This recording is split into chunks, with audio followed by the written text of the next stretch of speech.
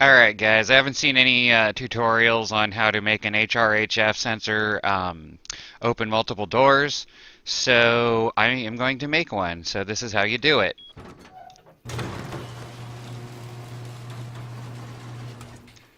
As you can see, there's only one HRHF sensor, and it's opening 3 doors. Here, watch.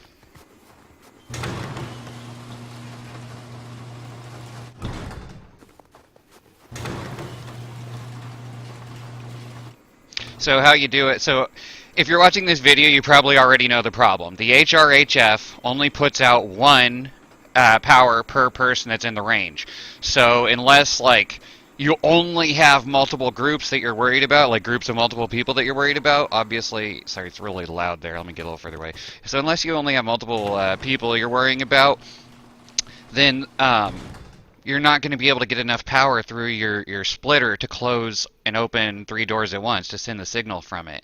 So what you have to do to get more power to the splitter so that it'll actually work is you have to use an AND switch. And what you do with the AND switch, how you run this, is you have one of the inputs come from the I've been saying HRHF, I'm so dumb, HBHF sensor. So you have one the HBHF sensor comes to one input, doesn't matter which input. From the other input, you have a splitter that has power running to it. So you have, this is my power coming in from the ceiling light. So this splitter has power coming to it, and it runs into this second input B, and it provides the power. So when power is, so it constantly has power coming from the splitter to input B. So the AND switch, as soon as it gets any power at all from input A, the HBHF sensor, it's going to automatically turn on and put power out the output. And what you do then is you send the output to another splitter. And see that this runs from the AND switch to this splitter, and then what that does is it sends the signal to all 3 doors. You can have up to 3 doors per splitter, and if you have enough power, you can actually have pretty much infinite doors.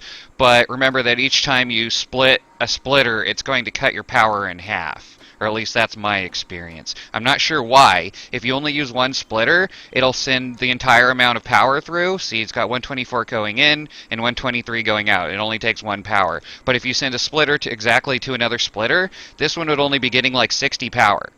So you got to account for that. So that means you have to have enough power coming from your first one so that every time you split the signal, you're still going to get at least 1 power to every door sensor. Because that's all you need. The door sensor only needs 1 power. So, use an electrical route or whatever you need to make sure that happens. But the whole trick is making sure at least 1 power goes through. Because the splitter is not going to split only 1 power that's coming from the HRHF.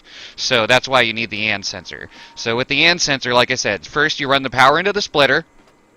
Then you run the splitter to the AND sensor. Either input, doesn't matter. Then you run the HBHF to the other input of the AND sensor, or the AND switch, and then you have the AND switch run out to another splitter, and then those splitters go to your door controllers. See? And that's how you get it to work. That's all there is to it. So now, what you have is one HBHF sensor running 3 doors because of the splitter. Hope that was clear. Because if not, you can always watch it again. Thank you.